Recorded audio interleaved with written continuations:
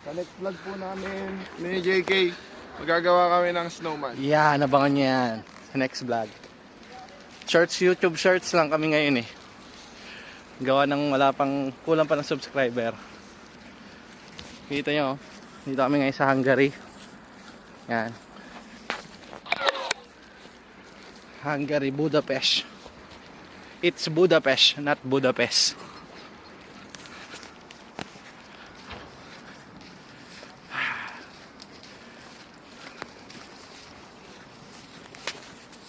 Oh, kalapate.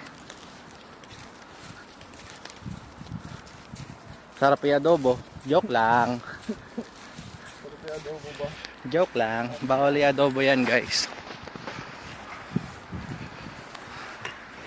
Oh. Bumili na kami ng pangbaon namin. Kasi duty na naman namin bukas.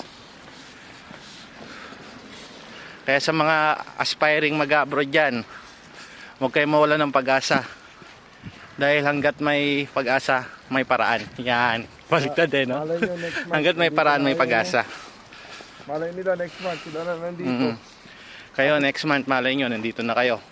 Basta isa lang namin ang masasabi sa inyo. Huwag mawalan ng pananampalataya at sipag. Kasi kung puro ka dasal, kulang ka sa sipag, wala rin. Wala action. Oo. Tsaka walang tutulong sa'yo kundi ikaw lang mag-apply. Kung gusto mo mag-apply, mag-apply ka. Bigyan mo sila ng example ng agency na pwede nilang pag-applyan Yan. sa Pilipinas. Anong agency mo? Agency. Maganda, number 1, Peridot. Peridot. Sa Peridot, tatanungin kita magkano yung placement fee mo. Wala kami nilabas sa placement fee sa Peridot.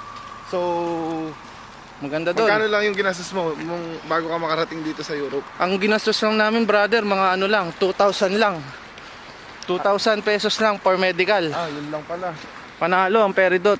Peridot number 1. Sumunod. Ano sa'yo, brother? Anong agency mo? Agency namin sa Pinas, Grand Placement. Shout out Grand Placement. Sa makikita? Sa may Pedro Hill lang, sa Pedro Hill. Tapos, wala ring placement fee. At saka, medical lang rin gagastusin. Diba? Kaya kayo, huwag kayong mawawalan ng pag-asa. Tinagalang namin, kahit mahirap. Kasi, sabi nga nila, sa abroad mo tatagpuan ng ginhawa. Pero mahirap din sa abroad. Dapat mayroong kalakas ang loob. Huwag kayong mawawalan ng pag-asa, guys. Peace. Bye.